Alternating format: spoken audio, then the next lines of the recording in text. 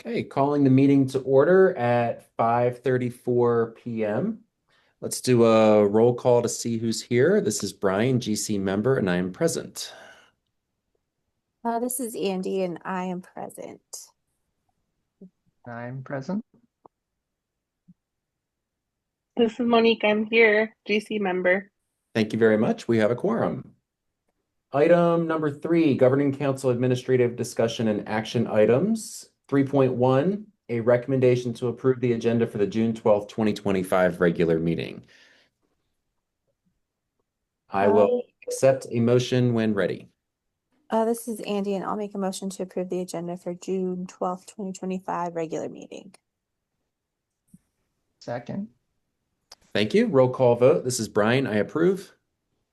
This is Andy. I approve. Rainey, I approve. This is Monique and I approve. Thank you. Item 3.2, recommendation to approve the minutes from the May 8th, 2025 regular meeting. This is Andy and I'll make a motion to approve the minutes from the May 8th, 2025 regular meeting. I'll second. Thank you. Roll call vote. This is Brian. I approve. This is Andy. I approve. This is Rainey, I approve. Monique and I approve. And the motion passes. Now we've come to the part of the agenda that I'm not looking forward to. Beginning with item 3.3, a recommendation to accept the resignation of Aaron Ferreira from the MMCS Governing Council effective June 30th, 2025. This is Andy. I'll make a motion to accept the resignation of Aaron Ferreira from Mountain Mahogany Governing Council effective 6/30/2025. And this is Rainey, and I make a reluctant second. It's a good way to put it. Roll call vote. This is Brian. I approve. This is Andy. I approve. This is Rainey, I approve. Hey guys, Monique and I approve. just in time. Here's Aaron to join the meeting. We just voted you out, Aaron. Sorry, I'm sitting transport. Thursday evenings are rough. I have to transport humans places. So right now I'm sitting in a field where there's a lot of bees. I don't think I can getting ready to monitor Fifi before I got to go get Sawyer from Open Gym. Brian, you run, I vote. That's correct. And we just voted to accept your resignation from the board. Thank you. I just want to thank you for your years of service to the board and the Mountain Mahogany community. It's totally selfish. I have so many children there. I was joking, like Elizabeth came and was like, it's bittersweet, but I think it's been 11 years, 10 years, 10 years. We're good. Yeah. So hopefully mostly sweet. Huh? I said mostly sweet. It has been 97% sweet. Love that. So an A+. Yeah. All right, back on track. Item 3.4, a recommendation to accept the resignation of Andy Esquivel from the MMCS Governing Council effective June 30th, 2025. I'll make a motion to approve her or accept her resignation. Monique and I second. Roll call vote. This is Brian. I approve. I approve. This is Rainey, I approve. Monique and I approve. This is me and I approve myself. I don't know if I have to, but Motion passes. I sadly approve myself. Yeah. Andy, you were on the board when I joined, so you've been on for quite some time. And again, thank you for your service to the school community. It has been my pleasure, and I hope you guys will have me back someday. I just need a little bit, but I've enjoyed every minute of it. So is there a date you want to come back? Honestly, if you guys give me a year, you could probably get me back pretty soon. Oh. I just love you all so much. So And you won't even have to twist my arm. this is being recorded, so you'll hear from him I June, hope so. I'll be sad if you don't want me back. June 12th, 2026. I will reach out. Yeah. Perfect. I'll be waiting. Okay. Putting a calendar invite in right now. Little reminder. Yeah. Oh, I do not like this. Item 3.5, a recommendation to accept the resignation of Monique Montes de Oca from the MMCS Governing Council effective June 30th, 2025. This is Erin. I make a motion to accept the resignation of Monique. Rainey and I second. Roll call vote. This is Brian. I approve. Erin, I approve. This is Rainey, I Andy. approve. Sorry, Rainey. This is Andy. I approve. I think I heard Rainey. You did, Rainey, I approve. Monique, I approve myself. Motion passes. Monique, it was only a year, but any service is much appreciated. So thank you for joining the Governing Council. Thank you. I learned a lot, and thanks to Erin who was my gateway drug to the governing council and looped me in. And I was telling her, "Oh yeah, I really want to be more involved," and she was like, "Be careful what you say." So we'll miss I think it's the best place Mountain to engage, Mahogany. honestly. Yeah, we'll miss you guys. We're moving on to different things, so time is not going to be available. But thank you for having us. Absolutely. Item 4, public comments. Is there anyone in the meeting who wishes to provide public comment this evening?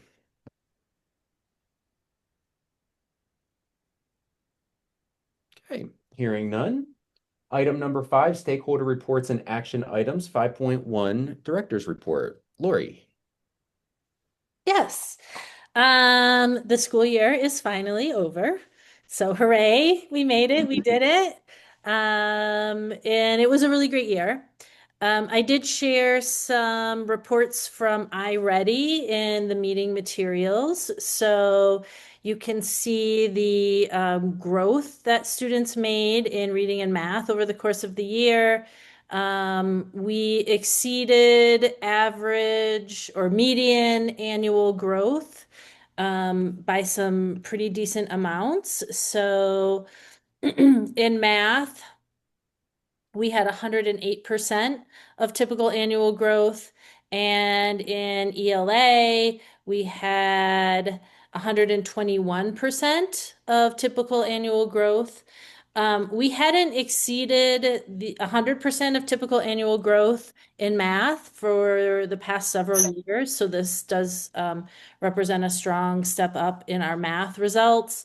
The other report that I put in there is our end of year results overall, where you can see how much our students have, what percentage of our students have moved towards proficiency. That's the 2 green bars, and how many have moved away from being 2 or more grade levels.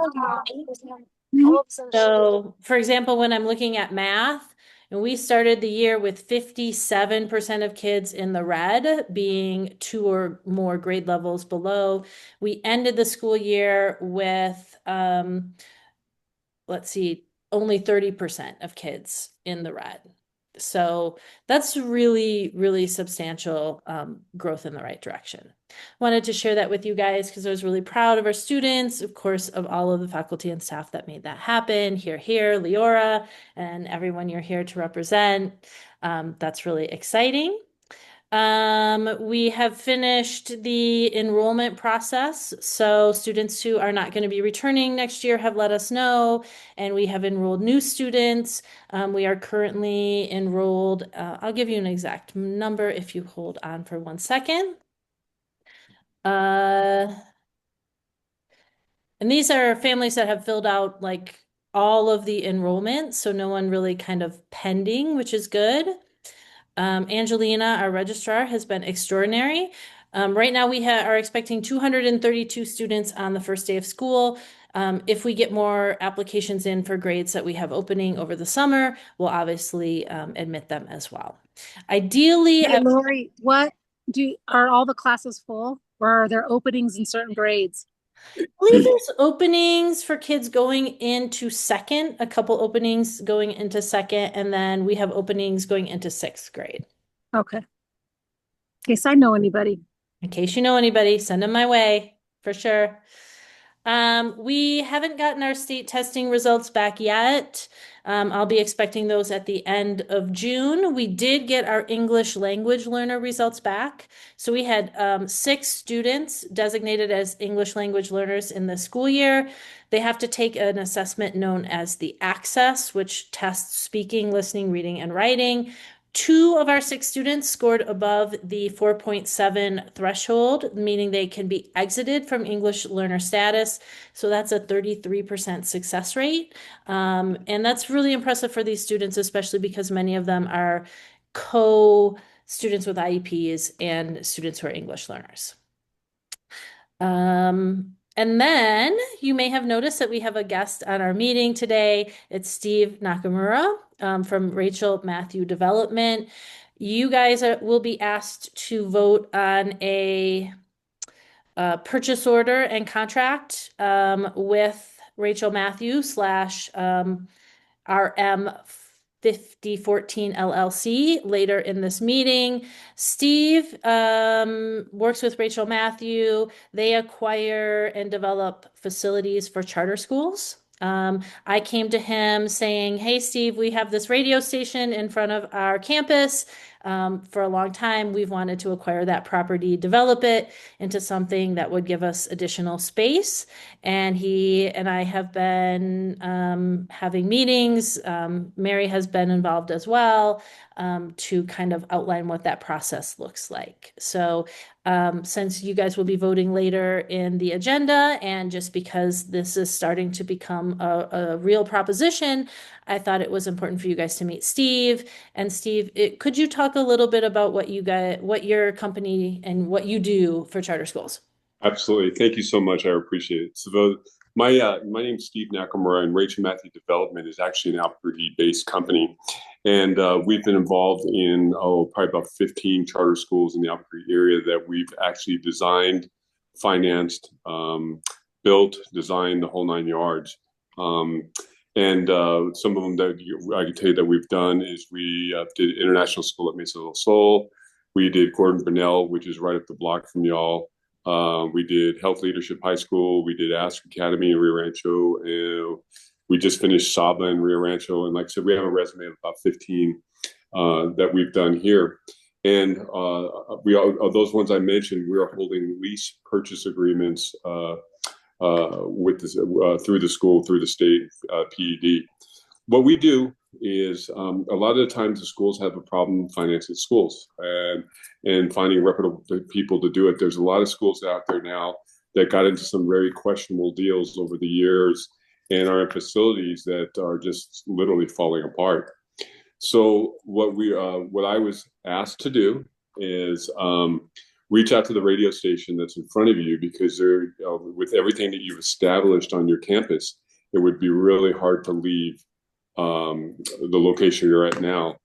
Well, so when I was given the assignment, I actually reached out to the insurance agency to the south. There's a medical clinic to the south. I reached out to the auto mechanic shop to the north.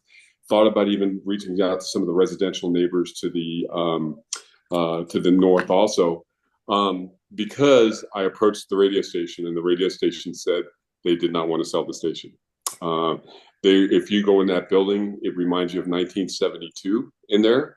Looks like it hasn't been remodeled in there at all. There's pictures. There's 3 sisters, I believe, who own the radio station now, and their history of their dad is all over the building. And their dad's gone now, so there's a lot of emotional ties to the building. So when I approached them and told them I was working with the school, the first answer they told me is they have no intentions of selling that building ever. And so I came back, reported to Miss Webster about that, and I was instructed to go back and ask them what they really wanted for the building. And they came up with a really big number that they wanted for the building, probably more than the building's worth. But you have to ask yourself as a school if it's viable to do it. And for real quick, I'm going to give you a scenario of something that just happened to us. So Albuquerque Charter School, located at Broadway and Edith and Martin Luther King, had a scenario. They have two buildings there. They have the first building that was built about 10 years ago, and then about 5 years ago, they had us build the building next door to them became available, and they had paid off their lease purchase, so they didn't want to give up the lease purchase. So we bought the building that was next door to them. The only separation is an alley that goes down the middle of the property, but it dead ends on the very north end of the property.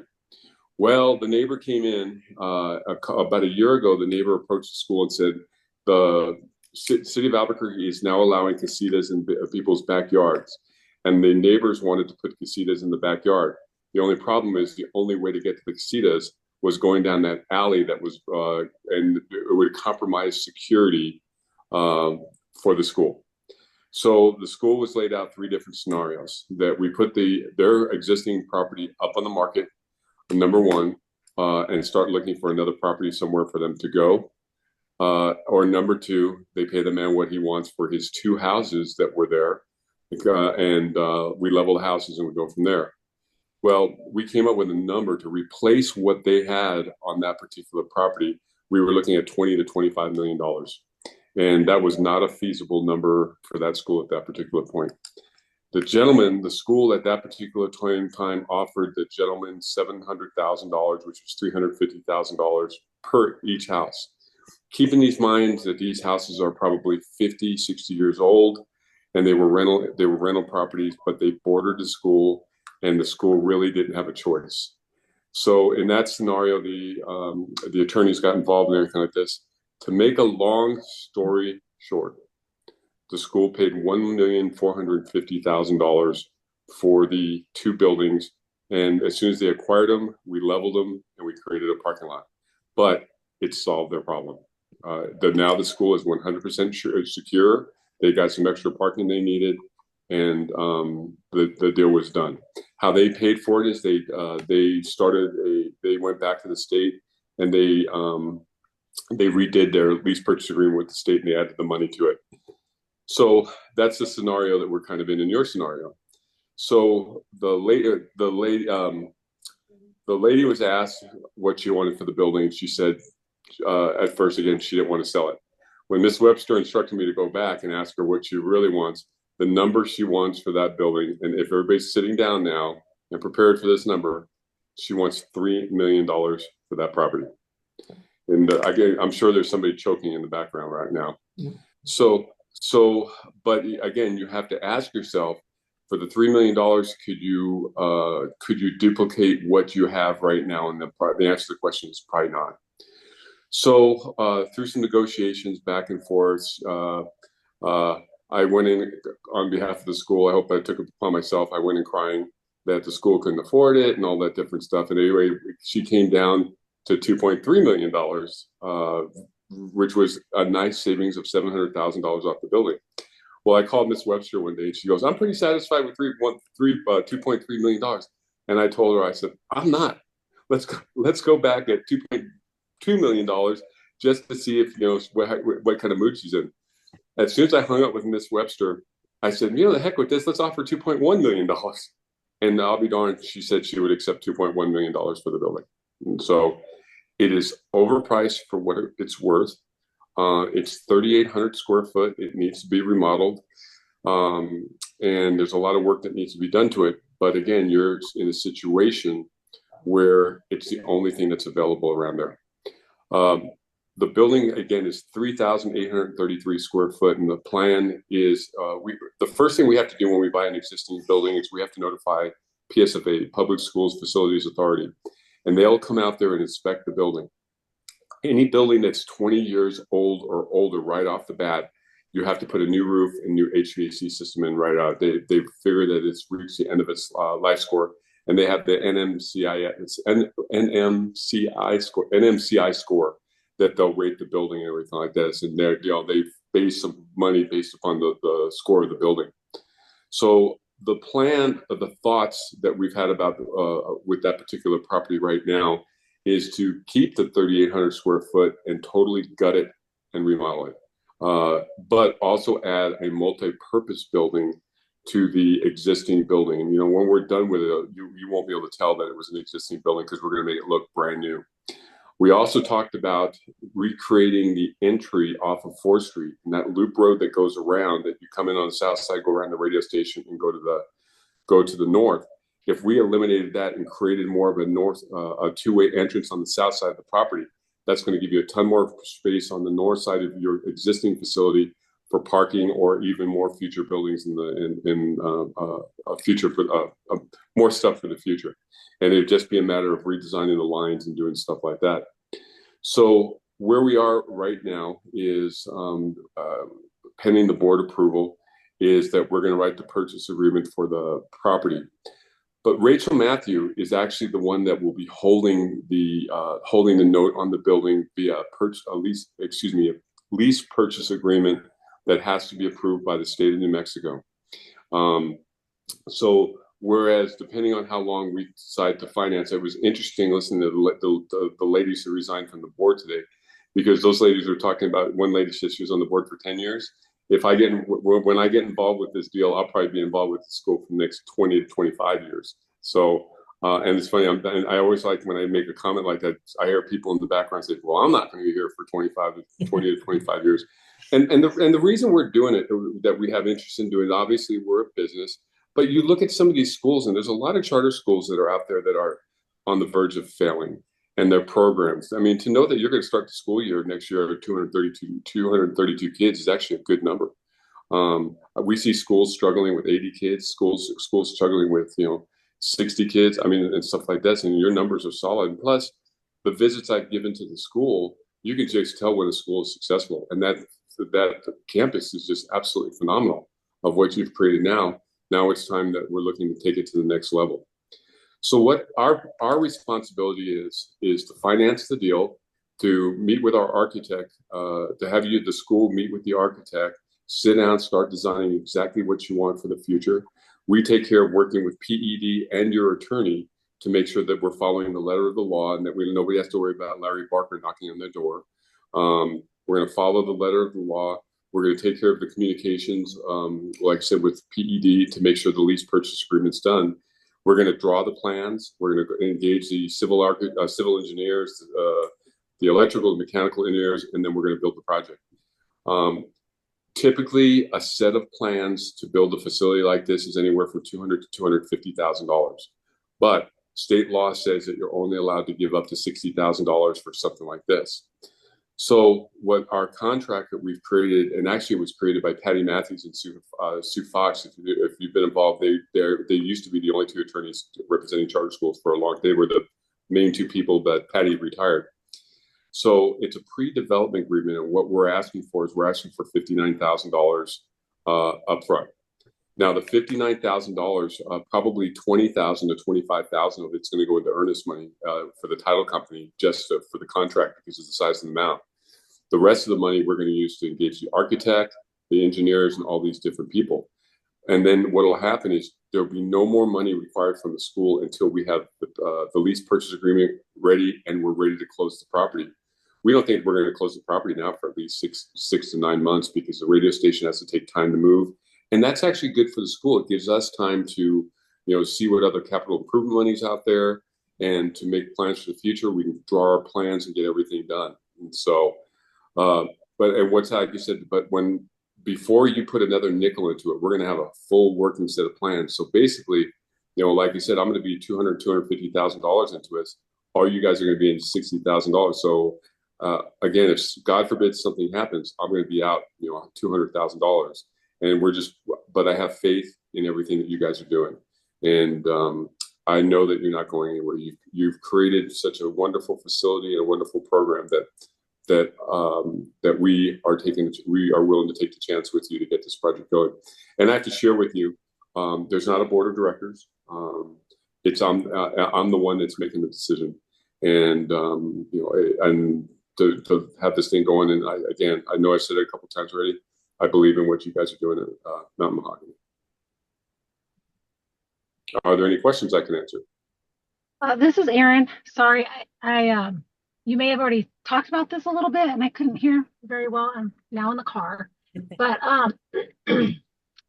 if it's overpriced and there's a lot of work that needs to be done, well, was that conversation already had with the owners? Or is there a comp discussion of a similar building on 4th Street? This is what it's worth. We'll offer you more than that, but anybody else is going to come in is not going to offer that to them. The building's not even for sale. And so it's not even on the market, and they're not the ones doing the work. We're the ones doing the work. I'm thinking, ma'am, that realistically that building's maybe worth $1 million. And so is maybe what it's worth. And how I'm basing that, we just did a Gordon Burnell just right up the road at Phoenix, just bought an old building that was next door to them that we leveled. And I mean, you had to see this thing. It was, I can't, the building we're looking at is the Waldorf Astoria compared to the building we just bought for Gordon Burnell. And we leveled it too and made a playground for them. And that building appraised for $805,000. I didn't even think it was even going to be close. So that's why I'm estimating that building is probably worth somewhere right around $1 million.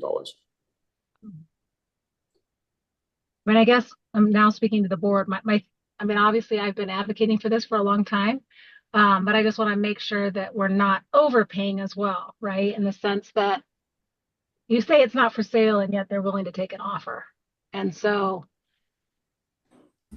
I'm just, I guess, thinking about whether or not that's their only offer that they're willing to take, or they're now open to taking whatever it's actually worth, or closer to 1 million versus 2.1.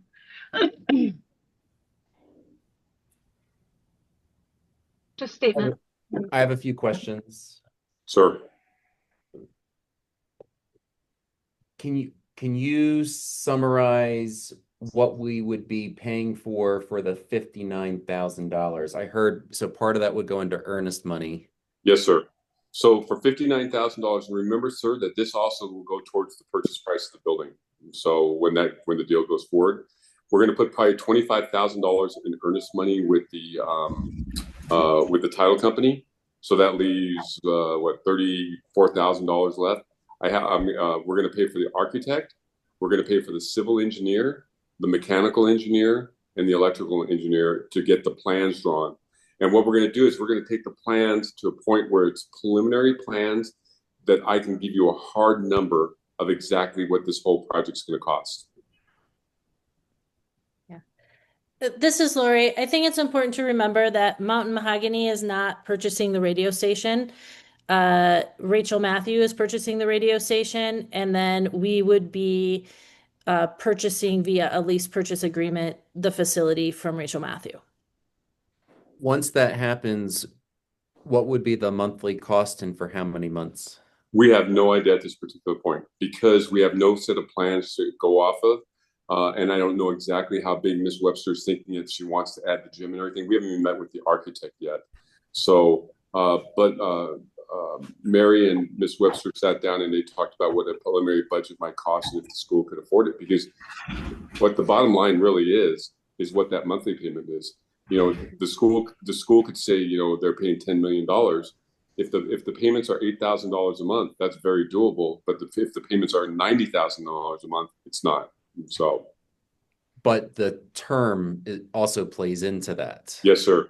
So we can, per state law, sir, we can go up to 30 years on a mortgage. So, but I've had several schools, and I hope you don't mind me using examples. Albuquerque Charter did a 5-year note, and they paid it off at 5 years. And then when that building next door came available, they didn't want to lose their lease reimbursement from the state, so that's why they had us build the building next door. Same thing with Gordon Burnell. They had saved enough SB 9, HB 33 money that they put it in there, and they paid those off in 5 years. Did another facility because again they didn't want to lose lease purchase. If you're getting your excuse me, sir, if you're still getting your SB 9 and your HB 33 money, what most of the schools we deal with is they make a principal payment once a year because that money has to be used for facilities anyway. So they'll make a balloon payment. The best one was, I could tell you, is New Mexico International School. They were on a 25-year amortization schedule, but they've been making since day one $150,000. I think it's $150,000 a year principal payment, and when it's all said and done, they're going to pay off in 17 years instead of 25 years. And currently the owners would accept $2.1 million, correct? That's correct. And in your opinion, currently the property is worth about approximately $1 million. If I had to guess, I think it's worth about $1 million. So we would be paying in excess of a 100% premium. That's correct. And Mary and Lori, you guys already worked the budget in terms of how much you think you have in terms of ability to pay over a 25, 30-year mortgage? After Because the so it's hard for me to say. I mean, we know what our revenue numbers would be. It's hard to say because we don't know what that total, because you've got the construction costs over and above. Right. Yep. So I don't know what that looks like, Aaron. But I mean, I just have a really hard time saying, okay, yeah, I'm all for signing a purchase agreement, but I don't know what the full picture is that I'm holding the school accountable to, right? You're not signing the purchase agreement at this point. Or what you're signing at this point is what's called the pre-development agreement, which gets us far enough along that we can tell you exactly what the cost of the project is, ma'am. And again, so if you move forward, like I said, that money that you're giving now will be used towards the purchase price. If you don't move forward, the earnest money, everything goes hard, because what's going to happen is with the radio station, we'll get like a 60-day due diligence period, which means that gives us 60 days to go into the property and inspect it and make sure. We already know we're going to most likely find asbestos and stuff like that. So it gives us 30 days to find. It gives us 60 days to go in and inspect all that different stuff. After that time is up, then the money goes hard. So if we give them $25,000, their money goes hard. If we pull out of the deal, they get to keep the money. If for some reason they pull out of the deal, we get the money back. And the only thing the school would be out is whatever money we spent on the plans and the engineers and all that different stuff. So the $34,000. Yes, sir. Approximately. Yes, sir. so really, you all are doing a feasibility study, is what you're really doing. That's correct. Earnest money and the feasibility study. That's correct. Because remember, what we have to do with the state of New Mexico through a PED is we have to give a maximum price guarantee. That when the attorneys go to submit the lease purchase agreement to the state, maximum price guarantee. If for something happens, and I'll be honest with you, this did happen to us. If something happens that the price goes up during construction, it's on us. We can't come back to the school and say, "Oh, I'm sorry, it went up by $1 million," and the school has to come up with $1 million.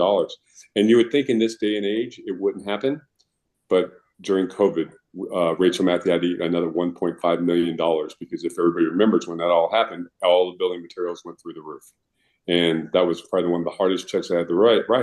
But it wasn't the school's problem; it was my problem to deal with.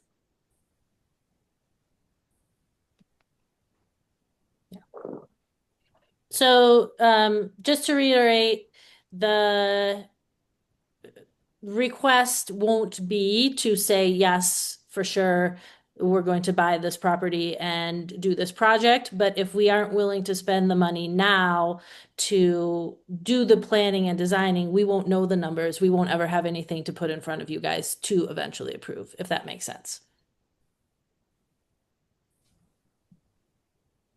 And just to confirm, a vote in favor of this evening commits us to nothing in terms of purchasing. We're doing a lease purchase with that property. No, it's just to spend $59,000 with Rachel Matthew. I mean, obviously the hope and plan is that the numbers run out correctly, that we can move forward with this project. Well, even if, say, correctly, if it's this $2.1 million, and as a governing council, one of our role, we're stewards of public funds, and it's just not sitting well with me. And I know we're ballparking figures here, but to pay a premium of over 100% on that property, gives me a high degree of anxiety. I mean, the reality from where I see it is that something is worth what you're willing to pay for it because you need it, right? So you can say it's worth $1 million, but it might be worth $2 million to Mountain Mahogany because there isn't a way for us to solve our facilities needs that I can see without acquiring additional property, right? I mean, I don't see us wanting to move our facility, and I don't see a way to squeeze any more space out of the land that we have. So that's why we're a little bit in a situation where they have more leverage than we do when it comes to the price being paid. I mean, we could decide that we're not willing to pay that much money, and wait to see if there's a point at which they want money more than they want the property. But they don't really have any pressure around that because it's fully owned by the family. Which does not put us in a very good position. Correct.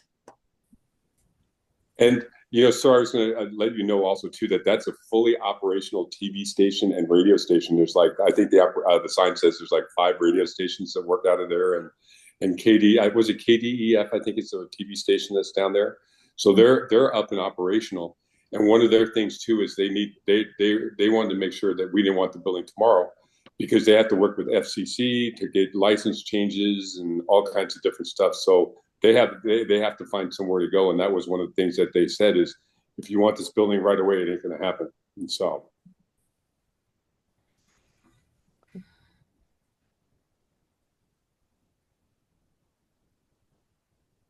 Given this is our June meeting, if we vote to approve and, have the architect, civil engineer, mechanical engineer, electrical engineer, and get things priced out, how soon would that happen?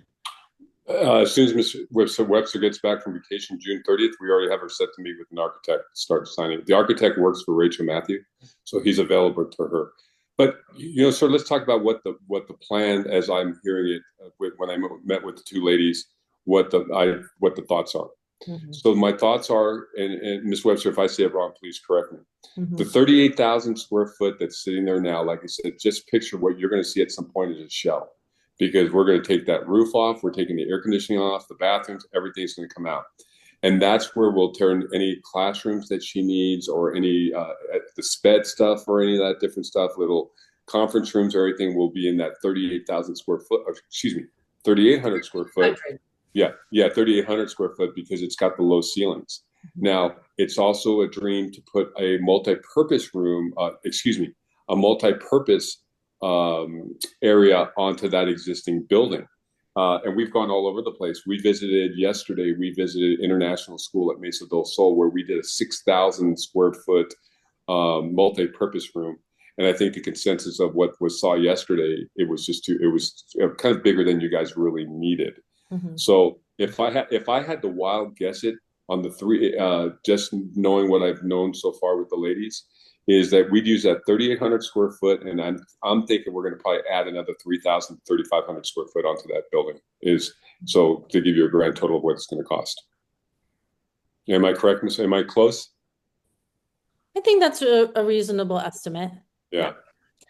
And I think, Steve, Brian's question might be like, from when we start the process of drafting plans, how long until finished plans would be available? For a bit. A month, 6 weeks, 3 months? Depends on how quickly you go back and forth, and how many times we go back and forth on the plan. And so right now we're working on, we have 3 projects that we're working on. You would be the 3rd project we're working on, but it's what we do. So we want to get this done as quick as possible. The other thing, so we'll try to get it done as quick as possible. But once we get, to give you an idea of how long typically this takes, once we get all the plans together and we signed it, we've got the maximum price guarantee. Once it goes up to PED and to the state, that could take 3-4 months just to get the state to approve it, because it's got to go through so many different departments up there. And one thing too, please remember at this point we're not asking today, we're not asking for any money. We're just we're if you say go move forward tomorrow, we're going to have the lawyers start writing the excuse me, have the lawyers start talking to make sure that the contract's in place and correctly. And we don't want a penny until that. And what'll happen is I'll put up the $25,000 earnest money on the building, because typically, like I said, we'll have 60 days to pull out of the money. And if and I would assume in 60 days, you'll feel either more or less comfortable about it, and the lawyers will get involved. One thing I want to make sure everybody knows too is I have as much heartburn as you do paying an extra $1 million for that property. I really, really do. But Miss Webster said the thing is there's nowhere else. And if the school wants to grow and wants to expand everything like this at this particular point, it's the only option. I mean, certainly we could put the property on the market and try to find something else. But even right now, we've been looking for a space for PAPA, Performing Arts Public Academy, for 1.5 years, and we can't find any buildings or land to put those guys on. And we just are patient. Hopefully something comes up. And I hope you don't mind me telling little side stories, but we had a chance for them to buy the American Furniture Building when it was a shell, and they passed on it, and they should have taken it. And now we're looking back at woulda, coulda, shoulda. So, but I just want to make sure everybody knows I have just as much heartburn as you do on paying the extra for that building. So, and I will say what we'll have to. The state is going to require an appraisal or some kind of documentation for the lease purchase of the end result of the property. So the thought, Brian, I think is partly that we may have to pay higher in the front end, but by the time we get the whole project done, it will be within a reasonable appraisal. But it's not just going to be the 2.1 million. mm, The thing that ultimately gets appraised is the finished product, which is the renovations, the new construction, and the underlying land. And this is the first time we've ever propositioned this No. particular owner. No, we've approached them over time. This is the first time they've actually, in the past when we've gone and talked to them, the price is probably not that far away from what they're asking now. It's always been way overvalued, but they really haven't even wanted to discuss any kind of purchase. Now they said, I don't know, at some point they said, oh, had you come 6 months ago? And it's like, yeah, you can say that all you want, but Rainey, to answer the question, in the 7 years that I've been here, there's always been talk that this was the long-term plan for the school, was to acquire that property, but it's never been for sale. And when I got to Mountain Mahogany, my assessment was like we needed more stability in our enrollment and in our operations before we took on any kind of like facilities expansion building project of this magnitude. As you can see, it's a lot. And it requires that everybody be working together, the governing council, the school admin, and the partner that we would be working with. And we never really had a partner that I felt like that we could trust, like the relationship we've started building with Steve. So, I feel like as time has gone on, we have actually gotten to a place where, I think Mountain Mahogany is ready to tackle this. And, our enrollment has gotten so much larger and has been consistently larger. And that's ultimately what helps fund projects like this, because both lease assistance funding through the state and capital outlay funding through the state all is on like a per pupil basis, right? So it's tied to student enrollment. The other thing to factor in, and of course this isn't a certainty, but Mountain Mahogany has not been going up to our legislators and asking them for capital outlay over the past 8 years. So I think that, we have a pretty compelling project that we could ask for investment from our legislators and build a relationship with them. And it's certainly not like, they won't be tapped out as far as talking to us about our facilities needs. We also have an ability to go to the charter school has a grant for increasing enrollments for charter schools that has monies available. Lori's talked to Matt Paul about that, and there are funds there that, because it could increase our enrollment, because we would be able to add some additional classrooms that we can't right now, which would ultimately increase funding in many avenues that would be available to help cover some of those costs. Yeah.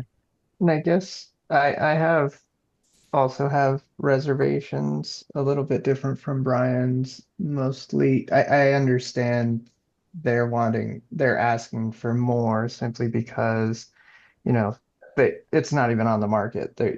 This is, like Brian said, we're not in a great position to negotiate.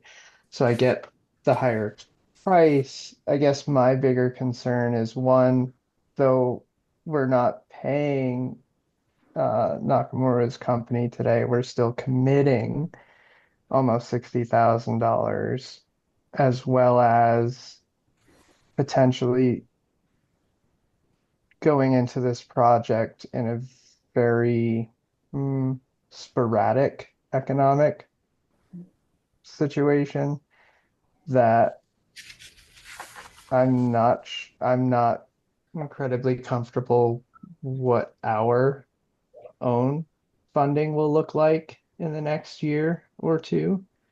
And maybe that's my own ignorance of the situation, but that's where my hesitation comes from. Rainey, that was my next concern. Sporadic is putting it nicely. We are less than 6 months into this administration, and coupling the unknowns at the federal level, which will eventually trickle down to the state level, we are in an environment of declining enrollment overall within our community. I mean, I've been on the board fewer than 3 years. I know that this has been talked about dating back before my time, like Lori mentioned, in terms of the number of years, where $59,000 in terms of speccing out what this is going to look like and costs. I think that's a conversation worth having. But when the time eventually comes,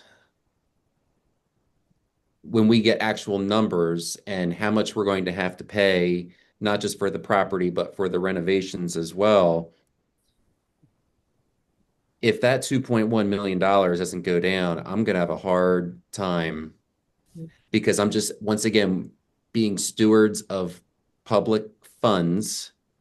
And just from an outside perspective, what the optics of that looks like. Again, once again, ballpark numbers, but $1 million property paying $2.1 million. And I understand, Mary, what you were saying in terms of what that property could potentially be worth after everything is done. That definitely makes sense to me. But I just have some major reservations, and just thinking about what we're committing ourselves to. Can I jump in for just one moment, sir? Would be okay? Absolutely. So I want to give you guys a little feel of what's going on in the charter school market in Albuquerque right now. So Explorer Academy just built that new facility off of Osuna by Calvary Chapel, the Golden Court facility. It's 100,000 square foot, and they have 1,500 students on it, on that property. If everybody knows the property I'm talking about, they had the roof collapse a couple of years ago when it was under construction. Months ago. Yes, yes. That building right now is on the market for $25 million because Explorer has outgrown it. There's Explorer is selling that property and the original building that's over on Masthead, where they right by in the Journal Center, and they have a letter of intent to buy the old Journal Publishing building. The Journal Publishing building right now is on the market for $55 million, and Explorer has an offer to buy that building and turn it into a charter school. When we've done, and gentlemen, I should share with you the concerns that you have right now. I agree 100%. We have no idea what's happening in our market. We have no idea what's going to go on in the next couple of years and stuff like this. And please forgive me. I hope you don't think when I say this, please don't think I'm being cocky or anything. But it doesn't matter to me if you guys move forward with this. But the thing is, every time that we've done a new facility for a school, we did Sam's Academy in Ventana Ranch, and we put a sign up just announcing that the school was coming. They had 100 calls the first week that they put the sign up. And one thing I've noticed about Mountain Mahogany is that no one knows you guys are back there. I drove by that building for that property for years, never knew you were back there. So if a new nice multi-purpose room and new nice classrooms show up, again, I can't guarantee it, but it seems like that would be very good for the future of the school and with adding more kids. And ask yourself how many more kids you really need to get to make that number. One thing we did too is we just finished Saba and Rio Rancho, and they went from they leased their facility for I think 10 years, and it wasn't even a lease purchase; it was just a lease. So they went from a payment of being I think they were paying $30,000 a month, and their new payment was going up to $60,000 a month. We staggered it, and what we did is the first year it was X amount of dollars, and then it went up by year three. They were making they're going to be making the whole school payment. So there's ways to get around it. But I agree with you. The one thing that seems like it's that everybody's concerned about is paying that $1.1 million extra for the building. And I think at this point, that's a decision for you guys to make. Ms. Webster, I think maybe at this particular time, I'm going to jump off and you guys can have a closed, like a private meeting and discuss it and all that different stuff. I think it would be appropriate at this time. But like I said, Mary, you hit it on the nose too. It's more so what the value of the property is going to be when it's done versus what you're paying for. Like I said early on, it is overpriced, and there's no way we can get around it. But there's nothing else around there that could supplement or bring up your numbers in school. There's just no other property around there. So, are there any other questions? And I'll jump off and let you folks speak in private. Looking at the chat, Monique had a question, a clarifying question. Yes, ma'am. I was just wondering if the state does not move forward, approve it, what happens to the earnest money? The earnest money is going to be gone in 60 days, all that. But I should share with you, ma'am, the state's never not approved the lease purchase agreement. And so, of something like this. Matter of fact, how this whole thing happened, and Ms. Webster approached me was Albuquerque Charter was in the same boat. They paid $1 million over. And but they laid it out. What happened? They had no choice because it would have killed security on the building. And as you know, security is such a big issue right now. So,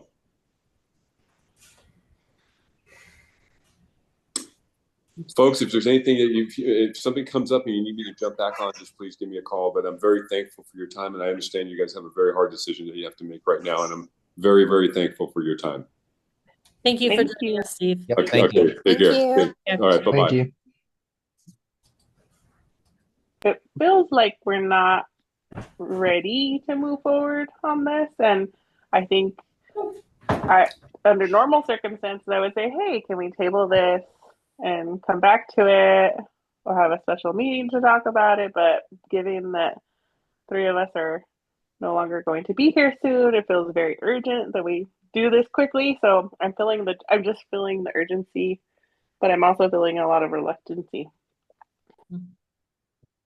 I can understand there's a sense of urgency. I will say, even though, throughout my time on the governing council, the radio station property has come up every once in a while, but I feel as though tonight's conversation is very sudden, and Agreed. the level of risk associated with this, even committing to the $59,000, I in no way, because I know it's on the agenda, if it turns out that the governing council chooses to give the director the authority to spend that money, in no way do I want to come across as implying that when the big vote comes for the $2.1 million plus the amount for the renovations, I don't want to come across tonight as like, oh, well, we spent the $59,000, so guess we have to move forward.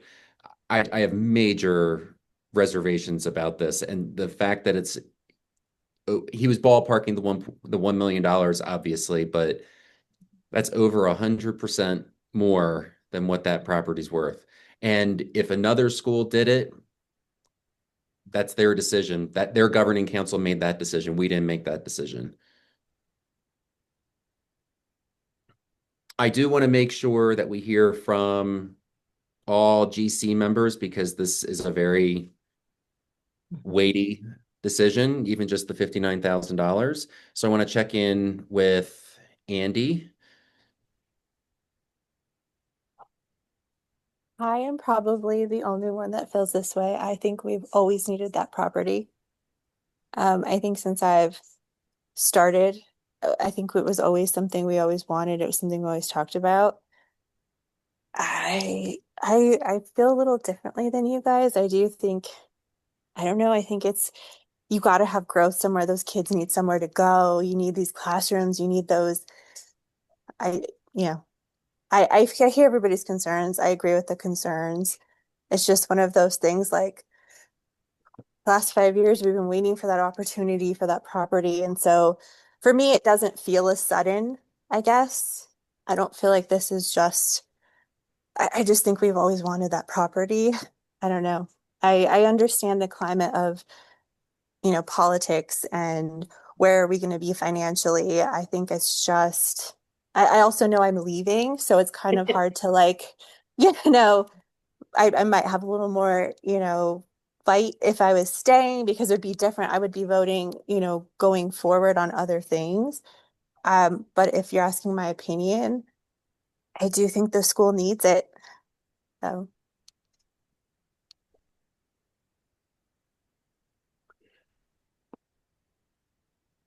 We have a strategic plan now, which needs to be part of this conversation. And under objective 4, recruitment and retention, it is worth noting that we have a goal. The school aims to maintain healthy annual enrollment numbers, recognizing student retention as a key indicator of its success in creating a nurturing environment where students can thrive and grow. During its next contract term, which goes through 2030, the school will strive to maintain healthy enrollment of 225 students with a variance of plus or minus 5 students until facility expansion allows for future growth. So I just want to make sure that we're also grounding ourselves in the strategic plan.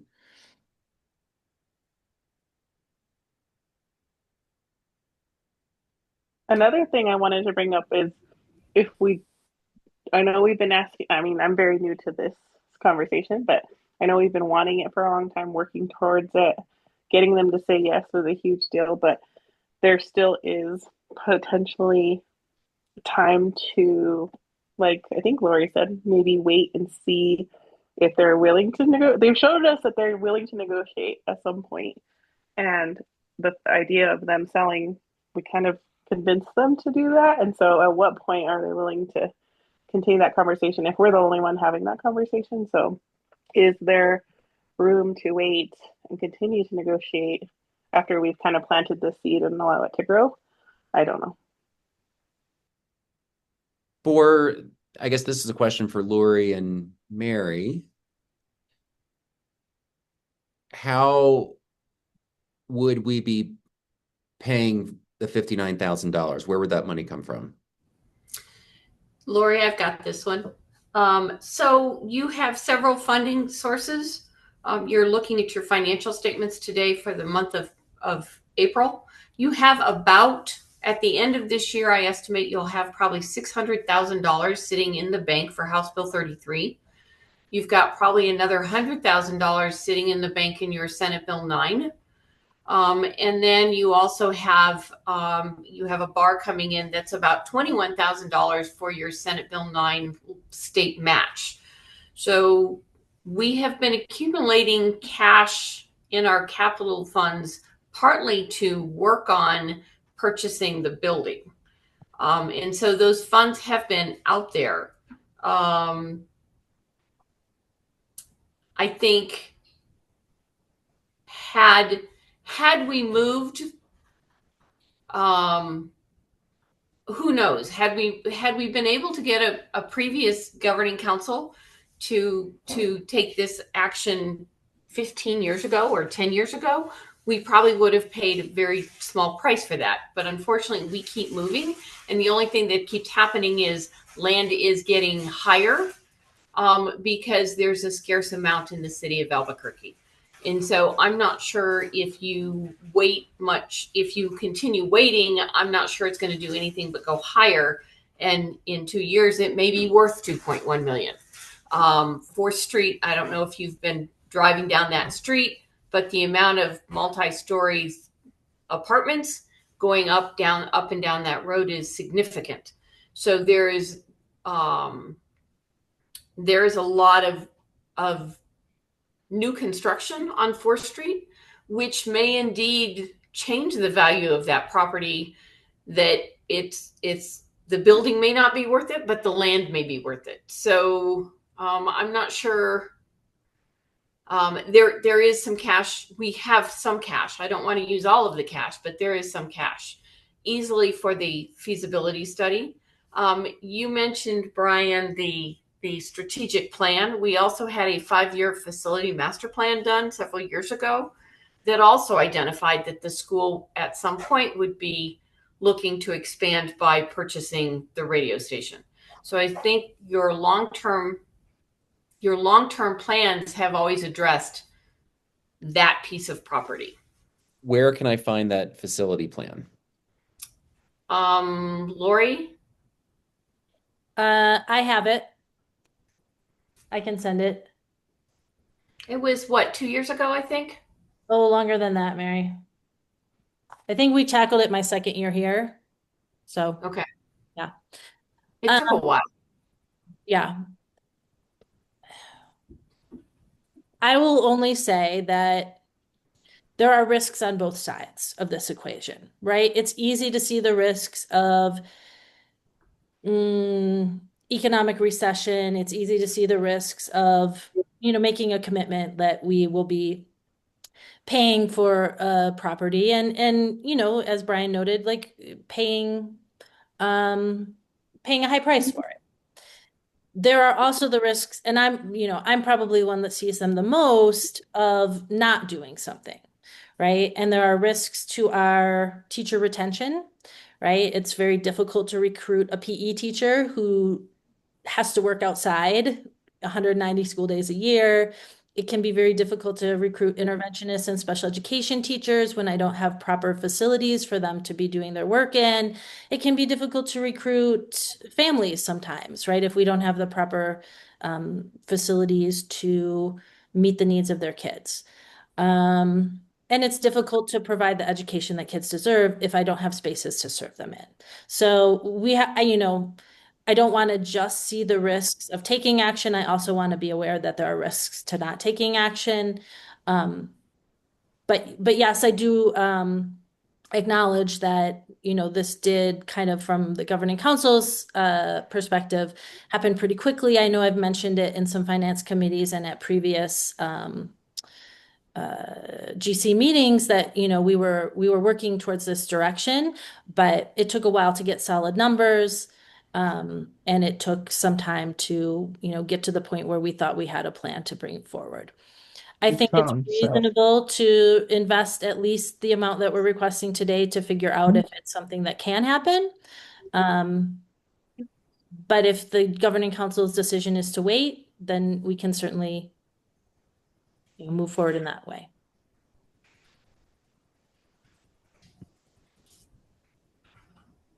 That was a very long director's report, guys, and we still have a long agenda.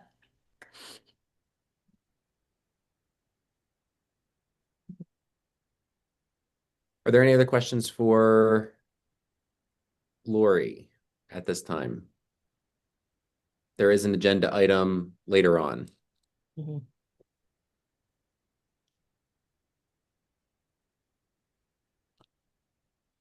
Okay. I mean, going back, Lori, to the director's report and looking through the reports that you posted, I noticed for the iReady, not the growth ones, just the percentage of students in each of the 5 performance levels. It looks like it's by subject and then by class. And you know, it looks like you've got like it's broken out by special education, where performance looks a little bit different compared to gen ed. My wonder, because there are names attached to this. Oh, teacher names, you mean? Yeah. Is it possible my preference would be to pull these and instead of by class, doing it by grade? Yes, I can certainly do that. Okay, I just have a little bit of anxiety about having teacher names on here, and Yeah, it's not meant to be judged, like it's non-evaluative, it's just information, but I recognize that concern. We can definitely do that. thank you. And Aaron has returned. Okay. Going back to the agenda. Item 5.2, teacher reports, and I believe we have a teacher report. Hi, Leora. everybody. Hi, since it's been, I don't want to keep us because we do have a long agenda, but this is my last board meeting with you all. And I just want to say thank you so much for this opportunity to get to know all of you and the workings of our school a little bit more intimately and better. It has been a wonderful experience. And I'm not going to add to a whole lot of anything that was just said other than the perspective from this educator is that the idea of not having enough room to grow is terrifying. You know, that throughout my 2 years as head teacher, I have heard a lot about there's just not enough room. Where are we going to put these children? How are we going to serve these needs? And so I hope that that will be something you consider moving forward. It has been such an honor to be a part of this growth. And my first year with Mountain Mahogany, we were all in masks. And it was a little bit scary, to say the least. But now when I look back and I see how much growth that we've gained in just those 4 short years, I'm really proud of that. So thank you all so very much. Thank you, Leora. You're not leaving the school, right? No, no. Absolutely not allowed, Brian. No, in fact, it's really hard for me to sit still sometimes when I hear Lori talking about future plans because I'm like, and where are we going to put the sign for the new preschool program that I will be leading? And the growth part is never easy, Brian, and it's not always smooth. But I hope that the board will consider the long-term goal of reaching more families in our community. And I'm enormously proud of the work that we do for our students, and not just our students, but our families. I think we serve a need that is not always met by other charter schools. And so I'm happy to be a part of that. I completely agree. When I talk about my board service, I come across as bragging about the school, and I'm very proud to have even just the small relationship that I have to the school. So I agree with that sentiment. Yeah. So now I will just be busy taking lots and lots of notes. Item 5.3, family council reports. Anything from a family council perspective, Lori? No family council today. Item 5.4, student council report. No student council report. What can we do differently as a team to improve student voice in GC meetings during the 25-26 school year?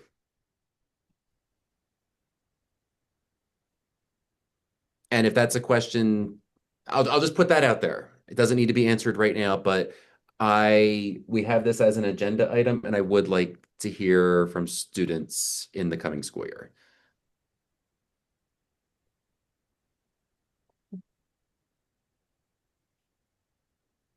Item 6, Finance Committee. 6.1, discussion item, a summary from previous Finance Committee meeting on the 9th, I guess this past Monday.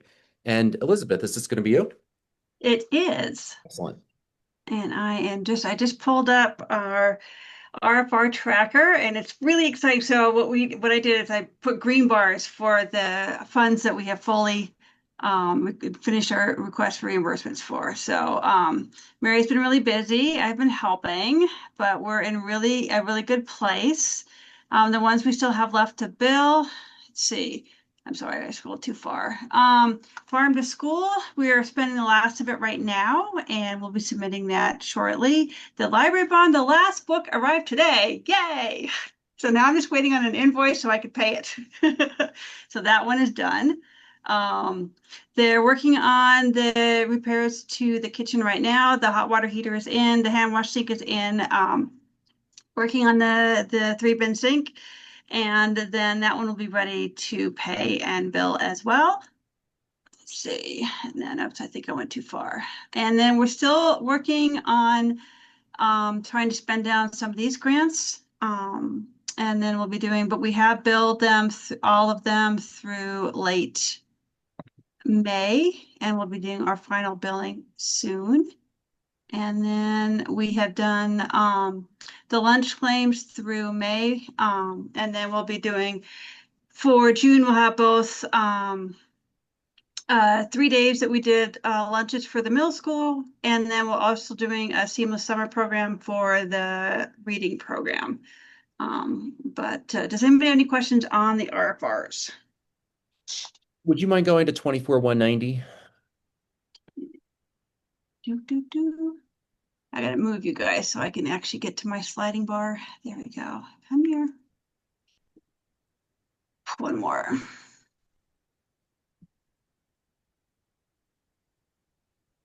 So since the last meeting, I see that we got reimbursed for an additional $29,000. Are we anticipating that we're going to have carryover funds in 24-190 for next school year?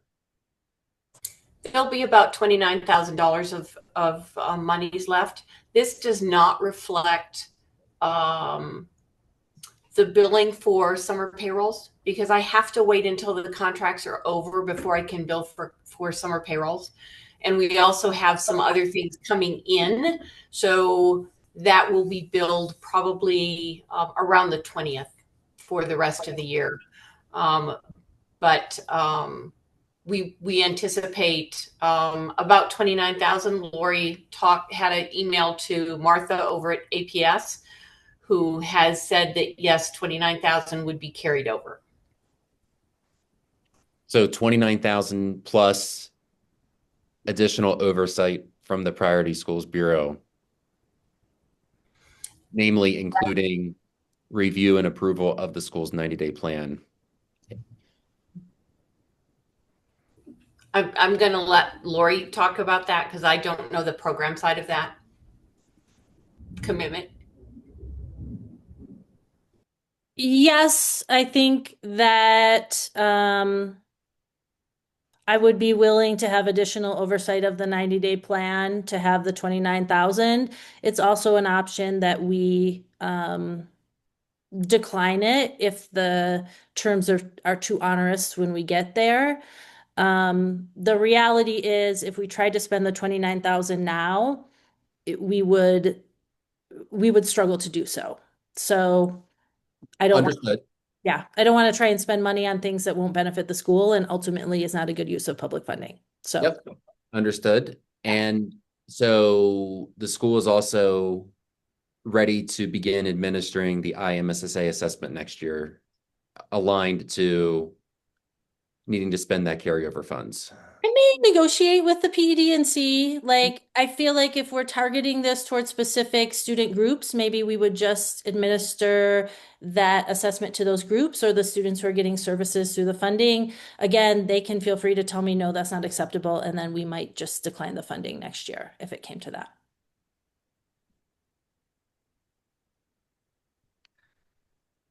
Are there any additional questions about the RFR tracker for Elizabeth?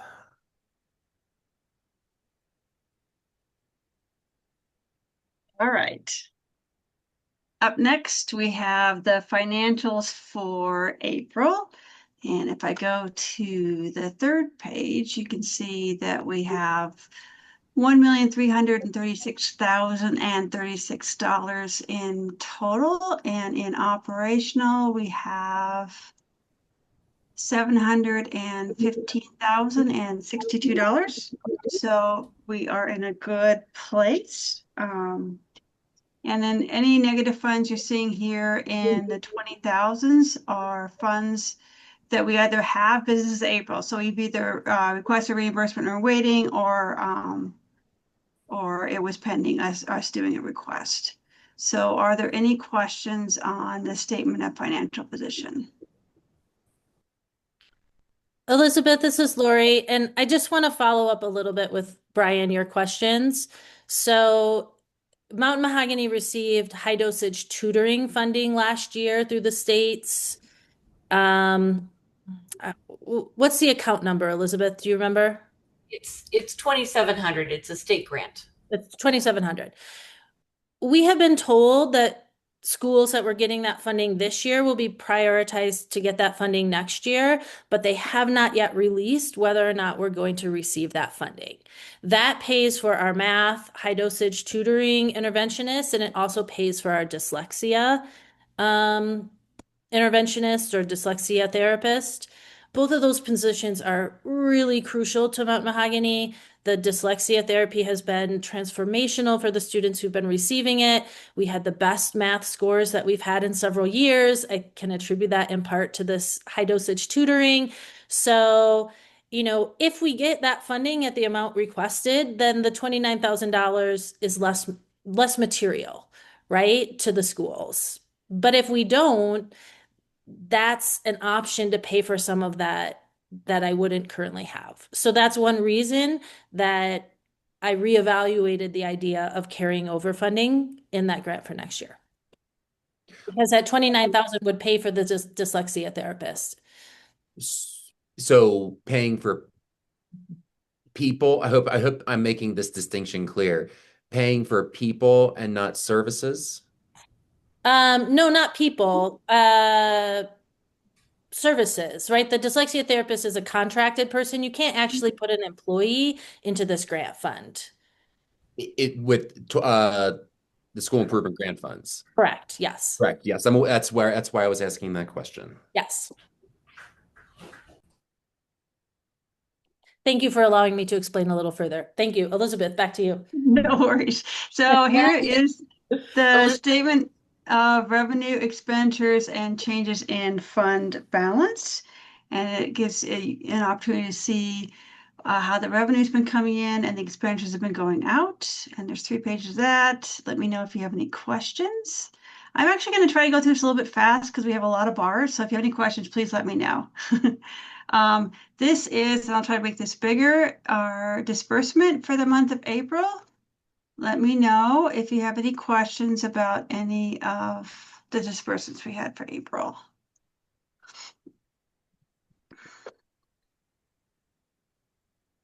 No questions from me. Okay, and then last up we have the budget actuals, and that is So we did have some funds that are negative, and I wrote in the narrative for the report an explanation for all of those. And you'll see that some of the bars that we're going to be requesting you to look at are related to those negative functions. So to get down here. It's almost there. Okay, so like the essential services and the maintenance of plants, we've asked for a bar to increase those. And then the library grant one is a little over. It's because I over encumbered. I wanted to make sure we spent it. And once I pay it off, that negative will go away. We are also doing an additional revenue bar for, or bars, I should say, for the food service accounts to help with. And this from April actually was before the last bar that you guys approved. So this went away in May. But we have now submitted our final claim for May and have seen that we're going to have even more revenue coming in. So we did additional bars for that.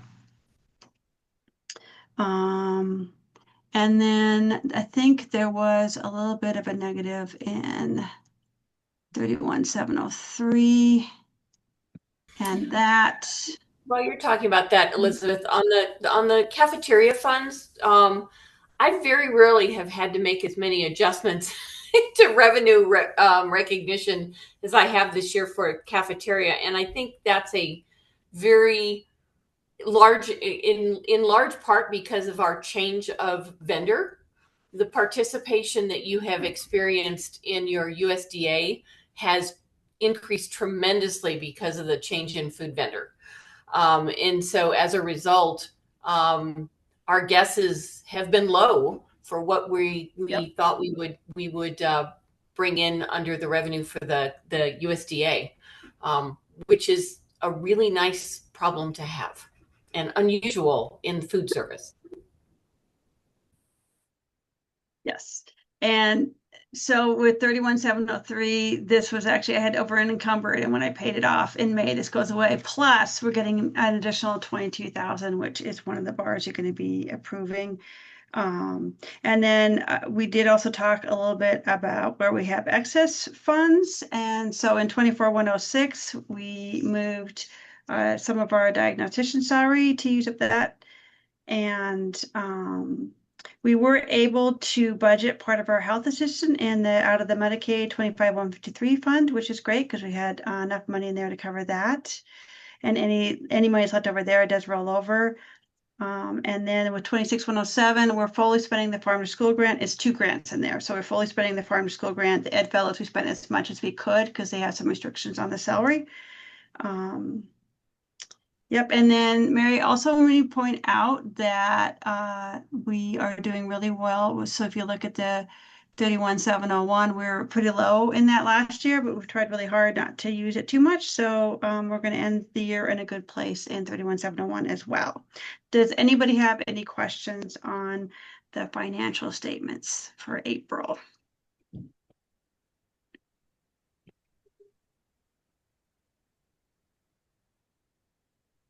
If not, I will respectfully request that you approve the financial statements and cash disbursements for the month ending 4/30/25. And that is agenda item 6.2. I'm happy to accept a motion.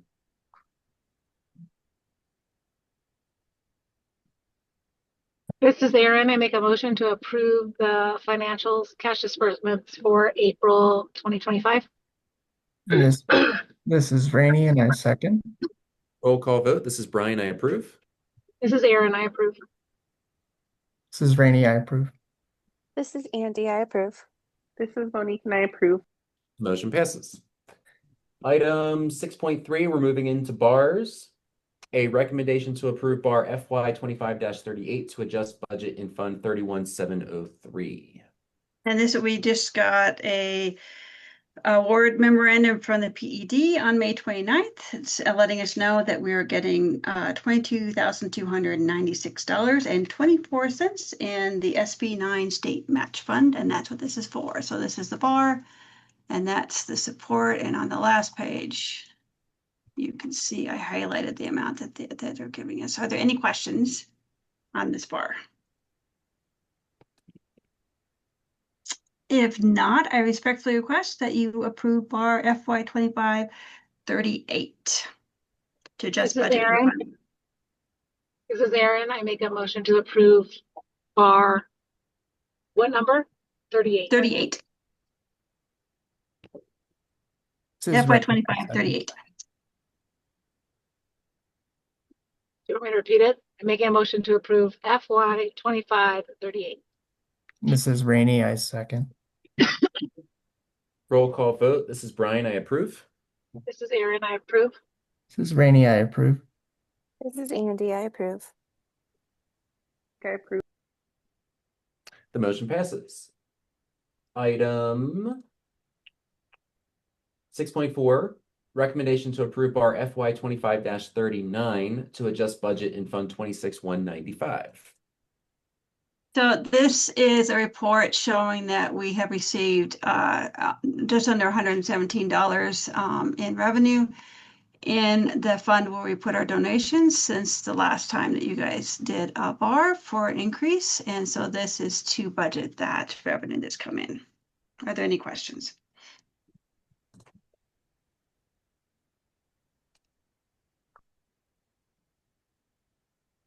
If not, then I ask if you can approve bar FY 2539.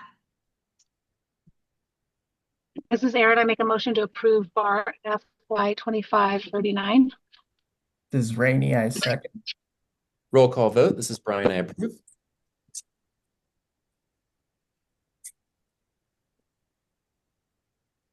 This is Andy. I approve.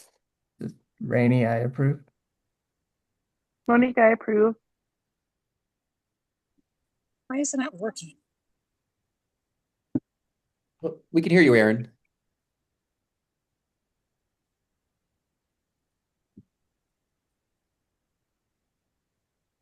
Aaron, can you hear us? I don't think she can hear us. Yeah. Brian, we can just have her as abstain from this. I'm back. Sorry. It went. I approve. Sorry. Okay. But I'm home. I should have consistency now. Hold on. Motion passes. Okay. Item 6.5, a recommendation to approve bar FY 25-40 to adjust budget in Fund 11,000. And this is, like I said, just to move funds from areas where we have more money than we need to functions where we were a little short, the central services and the facilities.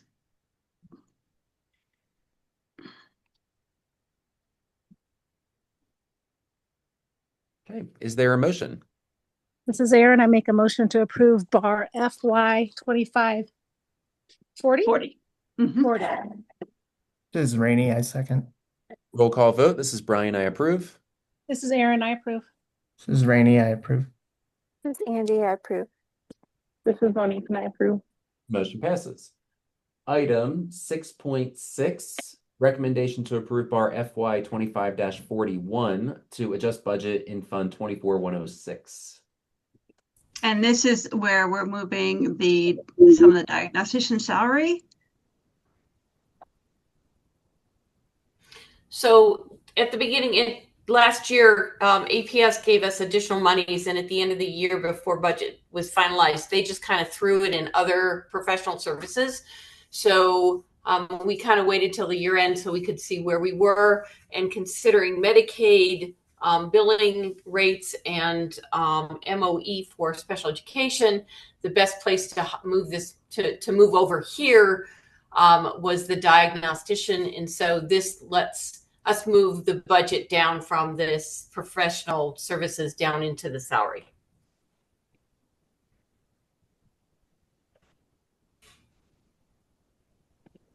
Is there a motion?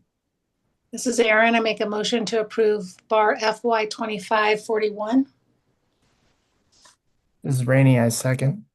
Roll call vote. This is Brian. I approve. This is Erin. I approve. This is Rainey. I approve. This is Andy. I approve. This is Monique, and I approve. Motion passes. Item 6.7, a recommendation to approve bar FY 25-42 to adjust budget in Fund 27-528. And kind of like Mary was saying before, we kind of waited till the end of the year to see where we're at, and we still had money left in the 27,528 fund community schools, and we basically gave us an opportunity to maximize how much of the community school coordinator salary we could pay out of that. So this bar will allow us to do that. This is Erin. I make a motion to approve bar FY 2542. This is Rainey, I second. Roll call vote. This is Brian. I approve. This is Erin. I approve. This is Rainey, I approve. This is Andy. I approve. Monique, I approve. Motion passes. Item 6.8. Recommendation to approve bar FY 25-43 to adjust budget in Fund 25-153. And this bar is making the adjustment to move some of the health assistant salary to 25-153, which is the Medicaid fund. This is Erin. I make a motion to approve bar FY 2543. This is Rainey, I second. Roll call vote. This is Brian. I approve. This is Erin. I approve. This is Rainey, I approve. This is Andy. I approve. This is Monique, and I approve. Motion passes. Item 6.9, recommendation to approve bar FY 25-44 to adjust budget in Fund 24-190. And this basically is just a bar to clean it up because we had a negative in one function. And so this helps us clean that up. Our whopping $25.90. Yeah. Keep the auditors happy. Yep. This is Erin. I approve bar FY 25. What are we at? 44? You make a Yes. motion. Make a Yes, I motion. make a motion. Sorry. Yeah, thank you. This is Rainey, I second. Roll call vote. This is Brian. I approve. This is Erin. I approve. This is Rainey, I approve. This is Andy. I approve. This is Monique, and I approve. Motion passes. Item 6.10, recommendation to approve bar FY 25-45 to adjust budget in Fund 27-416. And this bar allows us to move budget to basically, once again, clean up this fund for year end. This is where teachers are teaching awesome hour classes rather than just contractors. So we have to move it to additional compensation to cover the salaries for the teachers. This is Erin. I make a motion to approve bar FY 2545. This is Rainey, I second. Roll call vote. This is Brian. I approve. This is Erin. I approve. This is Rainey, I approve. This is Andy. I approve. Monique, and I approve. Motion passes. Item 6.11, recommendation to approve bar FY 25-46 to adjust budget in Fund 21,000. And so these next two are the ones that we're talking about in the food service grants that are to budget for the revenue that we have now made claims for. So this one is for the 21,000, which is the cafeteria USDA fund. This is Erin. I make a motion to approve bar FY 25-46. This is Rainey, I second. Roll call vote. This is Brian. I approve. This is Erin. I approve. This is Rainey, I approve. This is Andy. I approve. This is Monique, and I approve. The motion passes. Item Sorry, go ahead. That's okay. Item 6.12, recommendation to approve bar FY 25-47 to adjust budget in Fund 21-100. And this is also the cafeteria, the universal meal estate portion of the food service for revenue. So this balances our budget to what's actually been claimed for that state revenue for the year. Okay, this is Erin. I approve bar FY 25-47. This is Rainey, I Motion. Sorry, do you want to make a motion? Make a motion. Sorry. This is Rainey, I second. Roll call vote. This is Brian. I approve. This is Erin. I approve. This is Rainey, I approve. This is Andy. I approve. Monique and I approve. Motion passes. I owe you all a drink for tomorrow night for all those bars. We were really trying to clean things up and make sure that we didn't have to do another meeting. So apologies for how many, but Mary's right. You're sending us out with a bang, Mary. Not surprising given the end of the fiscal year is coming up. Yep. Okay, item 6.13, a recommendation to approve revisions to policy D103 fixed asset policy. Or is that So DI03? it's 103. D103. Okay. Looks like there's an I on the website. Can you spin down, Elizabeth, to the paragraph? So there was a new interpretation. It was effective 6/30/25. Our auditors last year really didn't address it very much. But there's a new interpretation for something called bulk purchases, which is we're going to spend $50,000, but it's because we're buying, 500, 1,000 or $100 computers. And in the past, because each individual item wasn't more than 5,000, you did not capitalize it. But in fiscal 23, the government accounting standards boards came and said, you can't do that unless that total bulk purchase is immaterial to the financial statements. So I had some time to spend with our new auditors, Clifton Larson Allen, because I'm doing a special project for a different school. And we talked about what's material and how are they looking at that. And basically what we negotiated is that we're going to compare all those bulk purchases that are over 5,000 that have bunches of little stuff.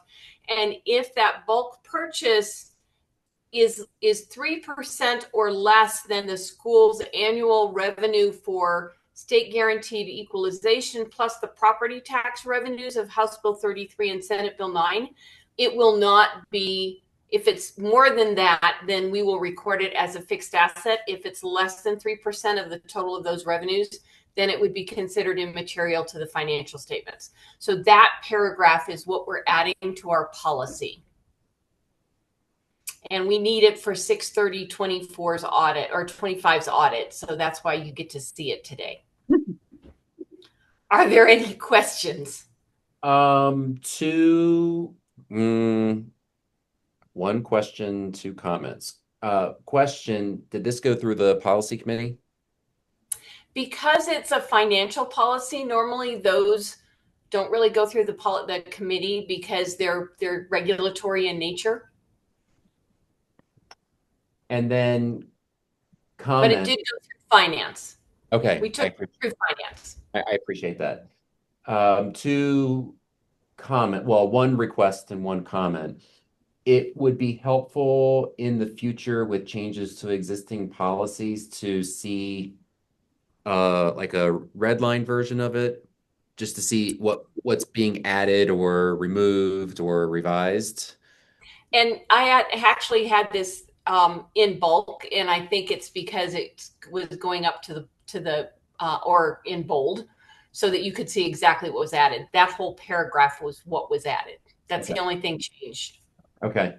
And then I would like to offer, when a motion is made, I see, Mary, you were talking about the 3%. It's the SEG, right? It's the SEG, but it's called the State Guaranteed Equalization Revenue. That's the name of the SEG. It's not State Equalization Guarantee, SEG? Yes, it is. Oh, I have it backwards, don't I? Yeah. I apologize. Yes. No, that's okay. So if there is a motion to approve this, if we could please amend it to read annual state equalization guarantee. Guaranteed revenue. Yes, we just need to do a typo correction. Those are my comments and questions. Any other comments or questions?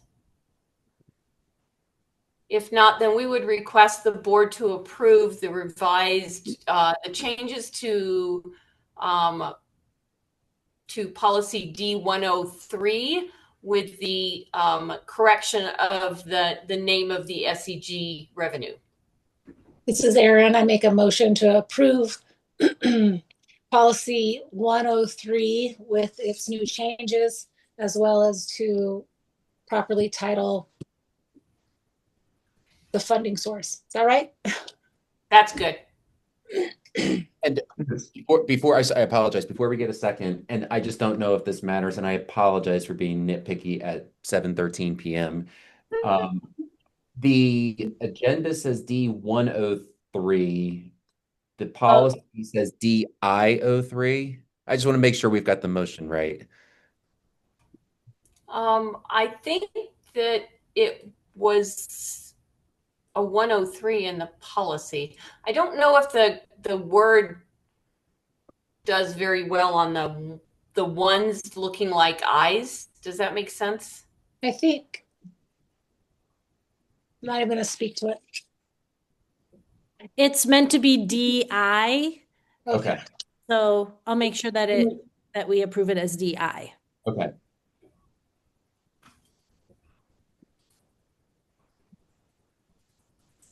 Then this is Rainey, and I'll second that motion. Great. Thank you for that. Roll call vote. This is Brian. I approve. This is Erin. I approve. This is Rainey, I approve. This is Andy. I approve. This is Monique, and I approve. Motion passes.